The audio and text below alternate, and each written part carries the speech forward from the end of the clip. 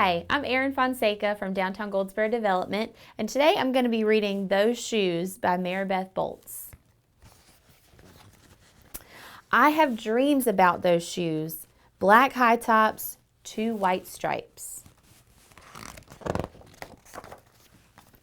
Grandma, I want them. There's no room for want around here, just need, Grandma says, and what you need are new boots for winter. Brandon T comes to school in those shoes. He says he's the fastest runner now, not me. I was always the fastest before those shoes came along. Nate comes to school in those shoes. Antonio and I count how many times Nate goes to the bathroom. 7 times in one day, just so he can walk up and down the hall real slow. Next, Alan, Jacoby, and Terrence each get a pair. Then one day, in the middle of kickball, one of my shoes comes apart. Looks like you could use a new pair, Jeremy, Mr. Alfrey, the guidance counselor, says. He brings out a box of shoes and other stuff he has for kids who need things. He helps me find the only shoes that are my size, Velcro, like the ones my little cousin Marshall wears. They have an animal on them from a cartoon I don't think any kid has ever watched. When I come back to the classroom, Alan Jacoby takes one look at my Mr. Alfrey shoes and laughs. And so do Terrence, Brandon T, and everyone else. The only kid not laughing is Antonio Parker. At home, Grandma says, "How kind of Mr. Alfrey."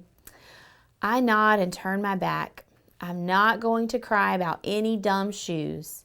But when I'm writing my spelling words later, every word looks like the word shoes.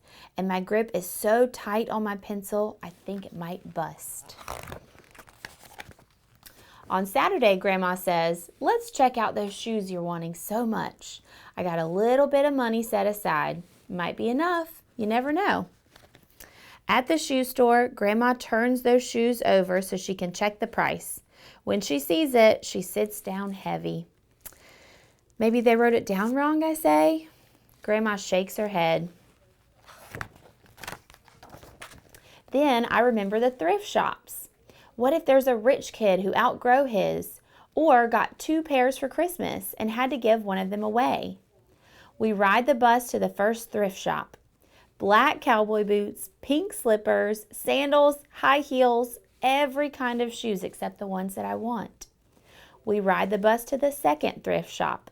Not a pair of those shoes in sight. Around the corner is the third thrift shop. I see something in the window. Black shoes with 2 white stripes, high tops, perfect shape, $2.50. Those shoes. My heart is pounding hard as I take off my shoes and hitch up my baggy socks. "How exciting," Grandma says. "What size are they?" I shove my foot into the first shoe, curling my toes to get my heel in. I don't know, but I think they fit. Grandma kneels to the floor and feels for my toes at the end of the shoe. "Oh, Jeremy," she says, "I can't spend good money on those shoes. They don't fit." I pull the other shoe on and try to walk around. "They're okay," I say, holding my breath and praying that my toes will fall off right then and there. My toes don't fall off. I buy them anyway with my own money and I squeeze them on and I limp to the bus stop. At home, a few days later, Grandma puts a new pair of snow boots in my closet and doesn't say a word about my 2 big feet shuffling around in my 2 small shoes. "Sometimes shoes stretch," I say. Grandma gives me a hug. I check every day, but those shoes don't stretch. I have to wear my Mr. Alfrey's to school instead. One day during math, I glance at Antonio's shoes. One of them is taped up, and his feet look smaller than mine. After school, I head to the park to think. Antonio is there, the only kid who didn't laugh at my Mr. Alfrey shoes. We shoot baskets. A loose piece of tape on Antonio's shoe smacks the concrete every time he jumps.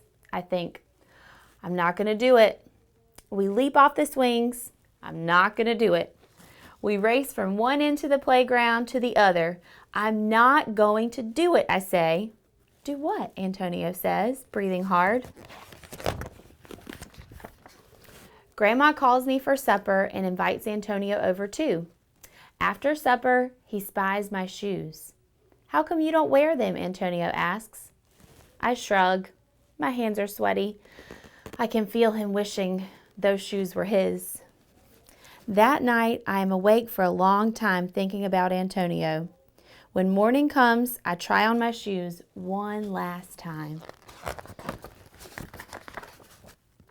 Before I can change my mind, the shoes are in my coat.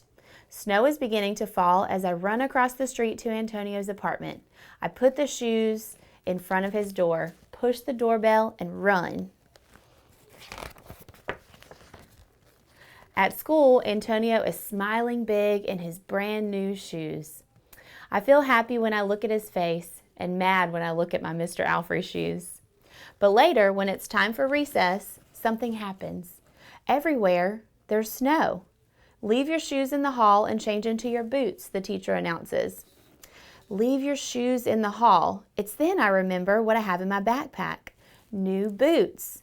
New black boots that no kid has ever worn before.